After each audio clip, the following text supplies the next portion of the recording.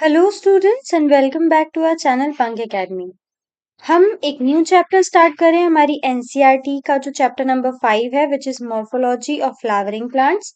इस चैप्टर में हम टोटल 3 लेक्चर्स बनाने वाले हैं और उसमें हम कवर करेंगे इस चैप्टर की एनसीईआरटी को। फैमिली हम सिर्फ सोलनेसी पढ़ेंगे क्योंकि एनसीईआरटी में सिर्फ वही गिवन है। So without wasting any time let's get started.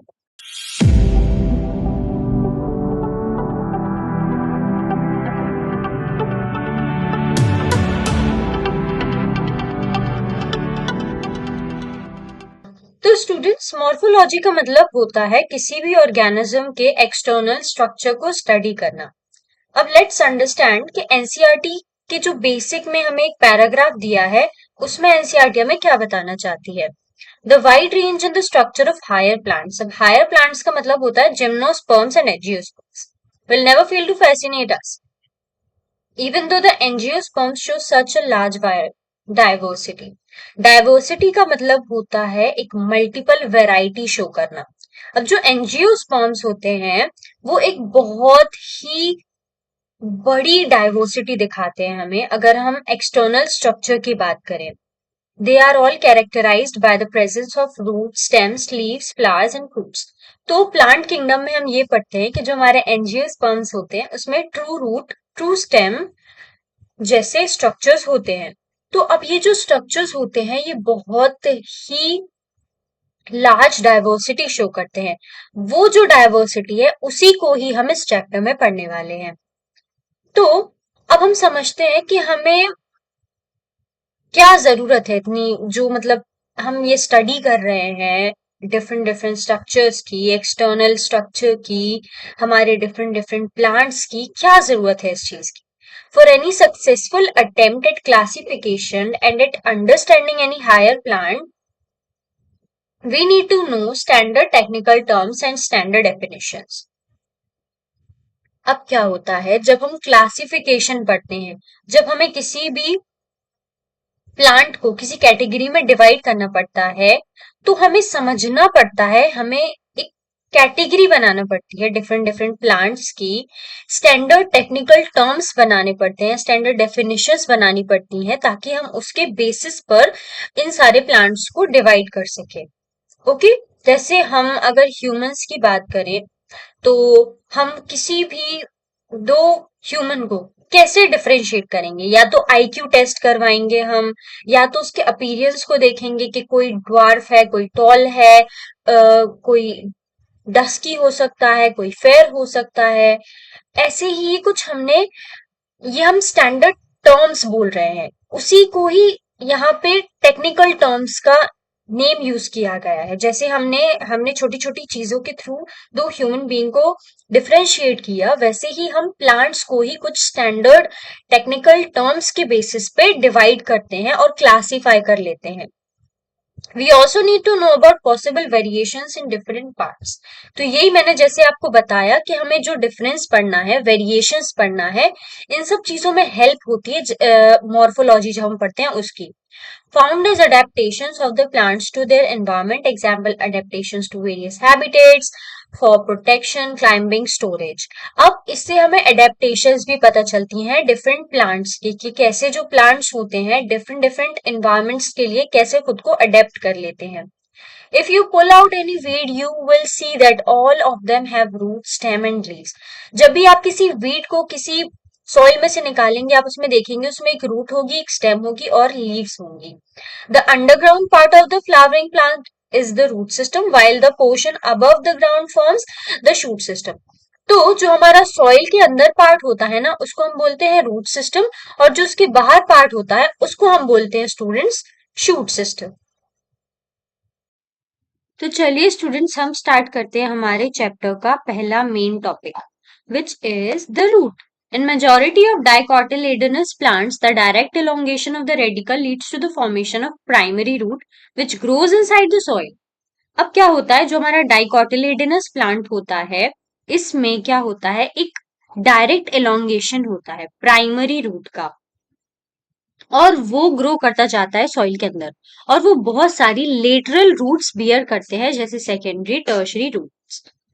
यहाँ पे हमारा डायग्राम दिया है हमारे टैप रूट का। यहाँ पे आप देख सकते हैं एक है हमारा ये प्राइमरी इलोंगेशन और यहाँ पे हमारे प्रेजेंट हैं ये लेटरल छोटे छोटे रूट्स। ये है हमारा मेन प्राइमरी रूट्स, ये हमारे हैं सेकेंडरी, और उसमें जो छोटे छोटे और निकले हुए हैं वो होते हैं हमारे tertiary roots.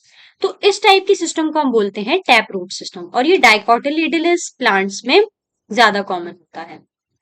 The primary roots and its branches constitute the taproot system. As seen in mustard, अब जो हमारा मस्टर्ड है वो एक डाइकॉट है, तो उसमें टैपरूट सिस्टम देखा जाता है। अगर हम प्लांट्स की बात करें, primary root is short lived.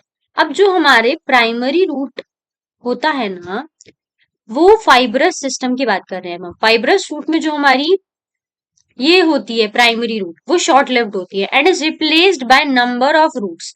These roots originate from the base of the stem. अब क्या होता है, अगर हम यहाँ पे देखें, ये है हमारा फाइब्रस रूट, ये हमने एक लाइन बना ली कि ये हमारा सॉइल के अंदर वाला पार्ट। अब यहाँ पर जो प्राइमरी रूट जैसा कुछ नहीं होता है, प्राइमरी रूट आगे चल के बहुत सारे छोटे छोटे मल्टीपल रूट्स में इस टाइप से कन्वर्ट हो जाती है, और ये पूरा रूट सिस्टम जो होता है ना, ये बेस ऑफ द स्टेम से स्टार्ट हो जाता है। Now let's see some examples. यहाँ पे वीट का एक एग्जांपल दिया है। वीट हमारा एक मोनोकॉट प्लांट है। अब हम देखते हैं adventitious roots in some plants like grass, monstera and banyan tree. हमारे एडवेंटिशियस रूट्स प्रेजेंट होते हैं। एडवेंटिशियस रूट क्या होते हैं?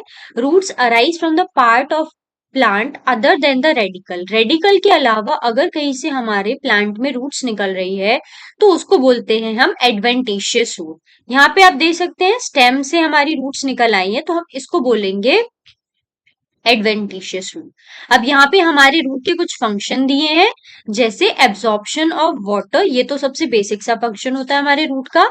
Providing a proper anchorage to the plant part. अब क्या होता है, जो हमारा प्लांट होता है उसको न्यूट्रिएंट्स मिनरल्स लेने के लिए सॉइल पे ही डिपेंड है वो, तो उस डिपेंडेंसी को हेल्प करता है हमारा एनकोरेजमेंट करके root.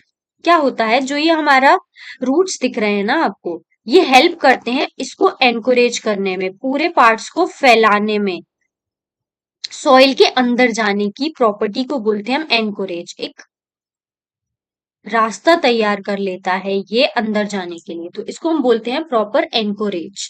Storing reserve food materials, जो रिजर्व फूड मटेरियल्स होते हैं उसको स्टोर करता है। ये आप और डिटेल में पढ़ते हैं मॉडिफिकेशंस ऑफ प्लांट में, लेकिन अब वो हमारे एनसीईआरटी का पार्ट नहीं है। Synthesis of plant growth regulators, synthesize करता है ये प्लांट ग्रोथ रेगुलेटर्स को, जिसको आप बहुत ज्यादा डिटेल में पढ़ेंगे प्लांट हॉर्मोन्स में। अब यहाँ पे आप देख सकते हैं मैंने इसको एक टेबल के फॉर्म में यहाँ पर ड्रॉ करके रखा है। जो हमारे सारे की पॉइंट्स हैं include primary root and its branches seen in mainly dicots, example mustard. Fibrous में primary root is short lived and replaced by large number of root originate from the base of the stem in monocots. Wheat में present होता है ये adventitious root that arise from part of plants other than radicle, monstera grass and banyan tree. यही हमारे हमने NCERT को cover करके table को ड्रॉ कर लिया है। नेक्स्ट देखें तो अब आता है हमारा रीजन्स ऑफ रूट। इसको मैंने बहुत ही इजी वे में यहाँ पे एक फ्लो चार्ट के फॉर्म में लिखा है। ये होता है हमारा रीजन्स ऑफ रूट। रूट में कितने रीजन्स होते हैं, सबसे पहले तो हम देख लेते हैं कौन कौन से रीजन्स होते हैं। Region of maturation, region of elongation, region of meristematic activity and root cap. सबसे पहले हम रूट कैप की बात करेंगे, तो रूट कैप एक थिम्बल लाइक स्ट्रक्चर होता है जो हमारे टेंडर एपिक्स को प्रोटेक्ट करता है। टेंडर का मतलब होता है ना ही ज्यादा हार्ड ना ही ज्यादा सॉफ्ट, एक बीच में जो हमारा रेंज आता है उसको हम बोलते हैं टेंडर। अब हमारे रूट का जो टेंडर पार्ट ये होता है, इसको जो हमारा रूट कैप होता है वो प्रोटेक्ट करता है। ये थिम्बल लाइक स्ट्रक्चर होता है कवरिंग द रूट एपिक्स, तो ये हमारा प्रोटेक्शन वाला पार्ट हो गया रूट कैप। अगर हम बात करें रीजन ऑफ मेरिस्टेमेटिक एक्टिविटी की, जहां पे भी मेरिस्टेमेटिक आ जाए मतलब वहां पे सेल्स का डिविजन चल रहा है। Small thin walled cells with dense protoplasm, ये हमारी एक प्रॉपर्टी होती है मेरिस्टेमेटिक सेल की। ये छोटे होते हैं, थिन वॉल्ड सेल्स होते हैं विथ डेंस प्रोटोप्लाज्म। अब इसी के ऊपर ही हमारा रीजन जो प्रेजेंट होता है वो होता है region of elongation. Cells of this region gradually differentiate and mature. अब जो हमारा ये वाला रीजन होता है, इसके जो सेल्स होते हैं ये धीरे धीरे करके डिफरेंशिएट हो जाते हैं और मैच्योर हो जाते हैं, और ये ही हमारा कौन सा रीजन बना जाते हैं आगे जाकर, रीजन ऑफ मैच्योरेशन। जो रीजन ऑफ मैच्योरेशन होता है वहां पे हमारे रूट हेयर प्रेजेंट होते हैं। Some epidermal cells of this region form root hair which help in absorption of water and minerals. अब हमारी एनसीईआरटी को हम देख लेते हैं। The root is covered by root cap. जो हमारा एपेक्स होता है वो थिम्बल लाइक स्ट्रक्चर से कवर होता है। उसके बाद हम देखें हमारा रीजन ऑफ मेरिस्टेमेटिक होता है। The cell of the region are very small, thin walled and with dense protoplasm. फिर उसके बाद हम देखें cells proximal to this region undergo rapid elongation. अब जो मेरिस्टेमेटिक रीजन होता है उसके जो प्रॉक्सिमल होता है पास में, जो पास में रीजन होता है वो बहुत ही ज्यादा जल्दी इलोंगेट करता है, एनलार्ज हो जाता है, जो रिस्पॉन्सिबल होता है रूट जो हमारे लेंथ है रूट को उसको बढ़ाने के लिए। अब उसके बाद जो हमने पढ़ा है, जो इलोंगेशन वाले रीजन के सेल्स होते हैं वो ग्रेजुअली डिफरेंशिएट एंड मैच्योर हो जाते हैं और बनाते हैं रीजन ऑफ मैच्योरेशन। और रूट हेयर इसमें प्रेजेंट होते हैं जो हेल्प करते हैं absorption of water and minerals from the soil. Next topic given है हमारा, जो मॉडिफिकेशन ऑफ रूट है वो पार्ट नहीं है तो हम उसको नहीं देखेंगे। अब हमारा आता है the stem. What are the features that distinguish a stem from a root. सबसे पहले हमारा एक क्वेश्चन दिया है कि कौन सी ऐसी चीज है जो स्टेम को रूट से डिफरेंशिएट करती है। सबसे पहले तो हम अगर फंक्शंस की बात करें, जो रूट का मेन फंक्शन होता है वो होता है एब्जॉर्प्शन ऑफ वाटर। तो ये एक बहुत बड़ा फंक्शन है जो डिफरेंशिएट कर रहा है। स्टेम एब्जॉर्प्शन नहीं करवाता है हमारे वाटर एंड मिनरल्स का सॉइल में से। The stem is the ascending part of the axis bearing branches, leaves, fruits and flowers. जो हमारा stem होता है वो ascending part of axis होता है, मतलब ये हमारा ascending में बढ़ता है, ऊपर की तरफ जाता है। It develops from the plumule of embryo. जैसे roots हमारा रेडिकल से बनता है एम्ब्रियो के, वैसे ही हमारा जो एम्ब्रियो का प्लूम्यूल होता है जर्मिनेटिंग सीड में, वो आगे चल के स्टेम बनता है।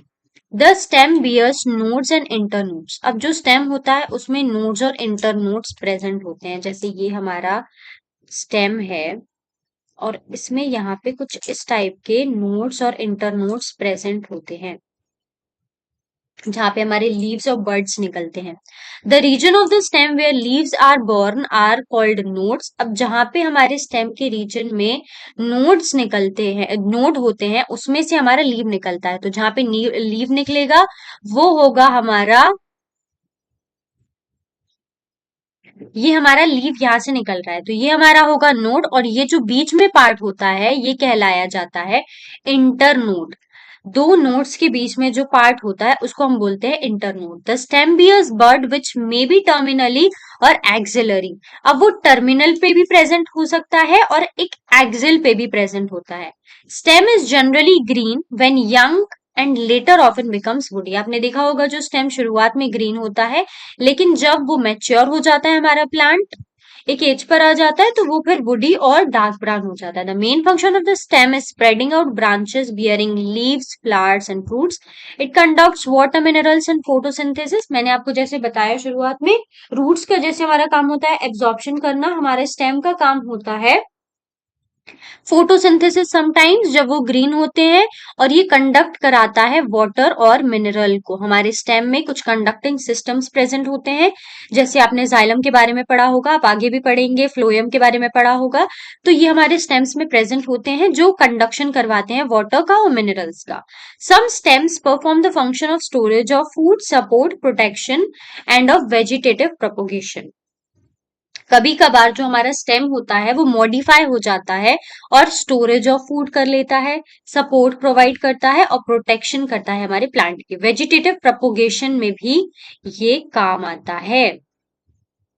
अगर हम देखें लीफ को, तो लीफ जो है ये हमारा बहुत ही एक बड़ा टॉपिक है। बहुत ही डिटेल में इसकी चीजों के बारे में बात की गई है हमारे चैप्टर में, और ये एक बहुत ही इंपॉर्टेंट टॉपिक है।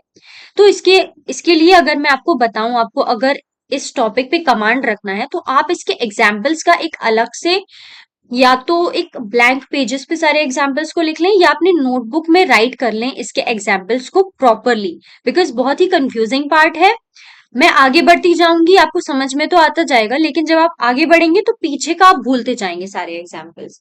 इसीलिए मेक श्योर आप सारे एग्जाम्पल्स को एक प्रॉपरली अरेंज्ड फॉर्म में लिखें, ताकि आपको जब एग्जाम टाइम में रिवीजन करना पड़े तो ज्यादा दिक्कत ना जाए। तो स्टार्ट करते हैं हमारा leaf. The leaf is a lateral generally flattened structure borne on the stem. अब जो हमारा लीफ होता है ना, वो लेटरली निकलता है हमारे स्टेम में से। लेटरली मतलब ये कुछ इस फॉर्म में निकलता है। आपने देखा होगा कभी इस टाइप की लीव्स तो देखी नहीं है निकलती हुई हमेशा। अगर ये हमारी स्टेम है तो उसमें कुछ इस टाइप से ही निकला हुआ होगा। It develops at node and bears a bud in its axil. अब एक्सिल और टर्मिनल मैंने यहाँ पे आपको नहीं बताया था, तो मैं यहाँ बताती हूँ आपको। ये जो एंगल होता है ना हमारा लीफ और स्टेम के बीच में, ये होता है एक्सिल एंगल। इसको हम बोलते हैं एक्सिल पार्ट। यहाँ पे आप देख सकते हैं एनसीईआरटी में भी लिखा है एक्सिलरी वर्ड प्रेजेंट है यहाँ पे। और टर्मिनल होता है हमारे प्लांट का टर्मिनल पार्ट ये। अब देखते हैं the axillary bud later develops into branch. जो एक्सिलरी बर्ड होता है वो आगे चल के एक ब्रांच में फॉर्म हो जाता है। Leaves originate from shoot apical meristem. ये आप जब टिश्यूज के बारे में पढ़ेंगे प्लांट्स के, आपको और क्लियर होगा कि शूट एपिकल मेरिस्टम क्या होता है। And are arrange in acropetal order. तो स्टूडेंट्स मैंने यहाँ पे एक्रोपेटल ऑर्डर की एक डेफिनेशन लिख के रखी है। Leaves are arranged in an acropetal order, that is older leaves are present at the base while newer leaves are near the apex. इस पैटर्न में क्या होता है, जो हमारी पुरानी लीव्स होती हैं, ओल्डर लीव्स होती हैं, वो प्रेजेंट होती हैं हमारे बेस पर, और जो नई लीव्स होती हैं वो प्रेजेंट होती हैं हमारे एपेक्स पर। अब यहाँ पे हम नेक्स्ट चीज जो देखते हैं वो लीव्स के 3 पार्ट्स को बताया गया है। यहाँ पे 3 मेन पार्ट्स होते हैं। एक होता है हमारा बेस, एक होता है हमारा पेटियोल, और एक होता है हमारा लेमिना। लीफ बेस ये होता है जहां से जो हमारी लीफ का, ये आप यहाँ पे देख सकते हैं, यहाँ से हमारी लीफ जो है निकली हुई है। पेटियोल ये जो हमारा एक छोटा सा स्टॉक टाइप का डंडी सी आपको छोटी सी दिख रही है, इसको हम बोलते हैं पेटियोल। और यहाँ से हमारा पेटियोल निकला हुआ है लीफ बेस पे से, और ये जो पूरा ब्लेड है ना, इसको हम बोलते हैं लैमिना। तो मेनली हमारे लीफ के 3 पार्ट्स होते हैं। एक तो हमारा लीफ बेस जहां से हमारी लीफ उगती है, फिर ये हमारा स्टॉक जैसा होता है जिसे हम बोलते हैं पेटियोल, और ये होता है हमारा लैमिना। अब कभी कभार क्या होता है, जो मोनोकॉट्स में, यहाँ पे एक स्टिप्यूल और बता देती हूँ। यहाँ पे जो आपको एक छोटा सा ये दिख रहा है ना, एक ये स्टिप्यूल्स होते हैं। May bear two little small leaf like structure. अब स्टूडेंट्स, मे का मतलब होता है कि ये प्रेजेंट हो भी सकता है और नहीं भी प्रेजेंट हो सकता है। ये जो स्टिप्यूल होता है लेटरली प्रेजेंट होता है, पेयर में प्रेजेंट होता है, two lateral small leaf like structures which is stipules present leaf base के यहाँ पर। तो ये जरूरी नहीं है हर प्लांट में प्रेजेंट हो। अगर हम मोनोकॉट्स की बात करें तो इसमें क्या होता है, जो लीफ बेस होता है वो थोड़ा सा एक्सपेंड कर जाता है into shield covering the stem partially और होली। यहाँ पे मैंने ट्राई किया है कि मैं आपको बता पाऊं, अगर जैसे ये स्टेम है हमारी, तो इस पे जो लीफ का नीचे वाला पार्ट होता है ना, ये कवर हो जाता है इस टाइप से। ये हमारी लीफ जो है ना, इसने स्टेम को पार्शियली या होली कवर कर लिया है। अब हम देखते हैं इन लेग्यूमिनस प्लांट्स। अब जो लेग्यूमिनस प्लांट्स होते हैं उसमें लीफ बेस जो होता है, जो मैंने ये आपको बताया, ये जो लीफ बेस होता है यहाँ पर, ये मे बिकम swollen। अब यहाँ पर भी मे बिकम swollen, जरूरी नहीं है हर लेग्यूमिनस प्लांट में ऐसा हो। कभी कभार ये swollen हो जाता है और पुलवाइनस जैसा कुछ स्ट्रक्चर बना देता है। The petiole help hold the blade to light. अब जो पेटियोल होता है वो हेल्प करता है ताकि जो हमारी लीव ब्लेड है ना, ये सनलाइट की तरफ रहे, लाइट की तरफ इसका फेस बना रहे, और ये फोटोसिंथेसिस करवा पाए। Long thin flexible petioles allow leave blade Flutter इन विंड। अब जो लंबा थिन और फ्लेक्सिबल पेटियोल होता है वो अलाउ करता है ब्लेड्स को, ताकि वो फ्लटर कर सके, हिल सके, घूम सके विंड में। एक जगह से दूसरी जगह नहीं, अपनी जगह पर। Thereby cooling the leaf and bringing the fresh air to leaf surface. ये कूल डाउन करता है हमारी लीफ को, और ये फ्रेश एयर का जो आना जाना है वो बढ़ा देता है। The lamina or the leaf blade is the green expanded part of the leaf with veins and veinlets. अब जो हमारा लैमिना होता है या लीफ बेस है हमारा, सॉरी लीफ ब्लेड है, लीफ बेस तो जहां से पेटियोल निकलता है। लीफ ब्लेड और लैमिना ये दोनों एक ही होते हैं। ये ग्रीन एक्सपेंडेड पार्ट है हमारे लीफ के। इसमें स्टूडेंट्स वेन्स और वेनलेट्स प्रेजेंट होती हैं। वेन होती है हमारी मेन, जो मिड से एक वेन निकलती है, फिर उससे जो बहुत सारी निकलती है ना, ये इनको हम बोलते हैं वेनलेट्स। तो ये हमारी प्रेजेंट होती हैं लीफ ब्लेड में। There is usually a middle prominent vein which is known as midrib. एक प्रोमिनेंट बीच में वेन प्रेजेंट होती है जिसको हम बोलते हैं midrib. Veins provide rigidity to the leaf blade and act as channels of transport for water. अब क्या होता है, जो हमारी वेन्स होती हैं ये प्रोवाइड करवाती हैं रिजिडिटी, एक डेंसिटी प्रोवाइड करती हैं हमारे ये लीफ ब्लेड को, और ये एक्ट करती हैं channels of transport for water. ये ना छोटे छोटे पाइप्स टाइप के हैं जो पूरे लीफ के पार्ट्स को पानी पहुंचाते हैं, मिनरल पहुंचाते हैं और हमारा फूड मटेरियल पहुंचाते हैं। जैसे हमारी बॉडी में वेन्स होती है ना, हमारे हर ऑर्गन को ऑक्सीजन पहुंचाती हैं, वैसे ही हमारे लीफ में जो ये हमारी वेन्स होती हैं, इसमें भी ये वाटर, मिनरल्स और फूड मटेरियल पहुंचाती है। The shape, margin, epic, surface and extent of incision of lamina varies at different leaves. अब क्या होता है, जो हमारी लीफ का शेप होता है, मार्जिन, एपिक्स और extent of incision. Shape, margin, apex तो आपको पता होगा। एपिक्स मतलब ये टॉप का किस टाइप का है, किसी का इस टाइप का होता है, किसी का थोड़ा सा शार्प होता है इसकी तरह। मार्जिन्स भी अलग अलग होती हैं, शेप्स भी अलग होते हैं। आप यहाँ पे देख सकते हैं 2 लीफ दी गई हैं, कितना डिफरेंट शेप है इन दोनों का।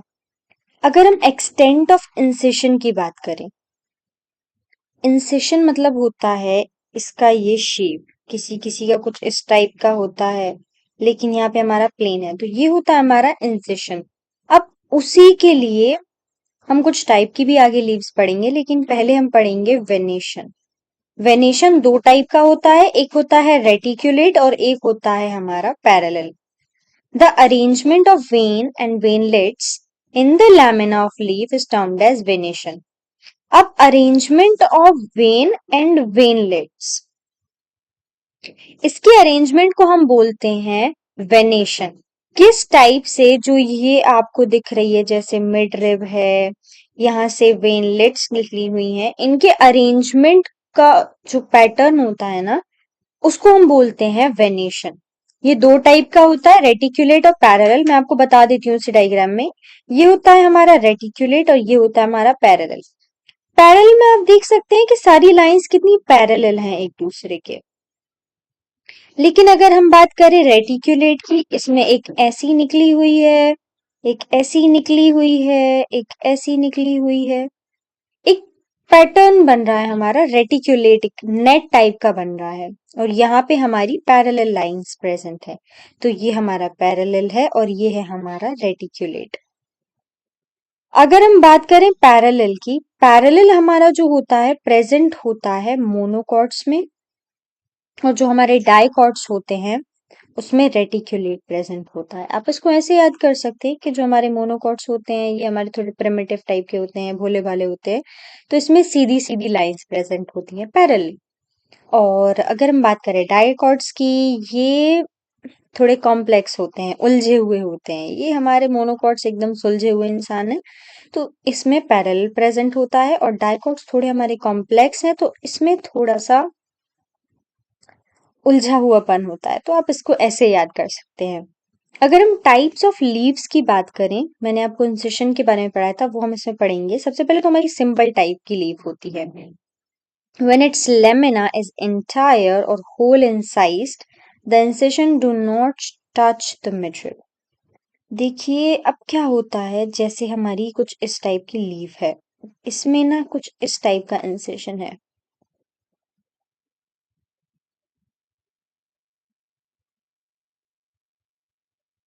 अब ये जो इंसिजन है ना बच्चों, ये ना ही हमारा जो इंसिजन है मिड रिब को कट कर रहा है, और ना ही कुछ लीफलेट्स जैसा फॉर्म कर रहा है। ये एक सिंपल सा डिजाइन वाला इंसिजन है ना। ना ये मिड रिब तक आ रहा है कि यहाँ तक कट्स हो, ये सिर्फ बाहर ही बाहर का है, पेरिफेरी में प्रेजेंट है। जब लेमिना हमारा इंटायर हो या थोड़ा सा इंसाइज हो, कि जो इंसिजन है ना, हमारे जो कट्स हैं वो मिडरिप तक नहीं आ रहे। मिडरिप मैंने बताया था ना आपको, ये जो ये होती है ना, ये होती है हमारी मिडरिप। ये जो हमारी मेन वेन होती है।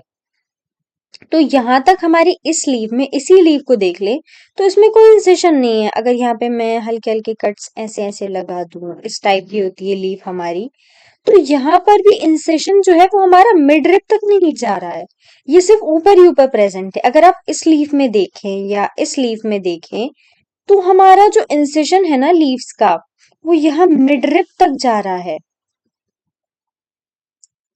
तो सिंपल जो लीफ होती है उसमें जो इंसेशन होगा वो सिर्फ बाउंड्री पे प्रेजेंट होता है, they did not touch the mid rib. When the ascension of lamina reach up to the midrib, breaking it into number of leaflets, the leaf is called compound.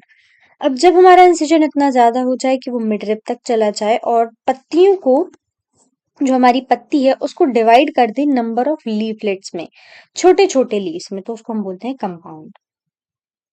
A bud is present in the axil of petiole in both simple and compound leaf, but not in the axil of leaflets of compound.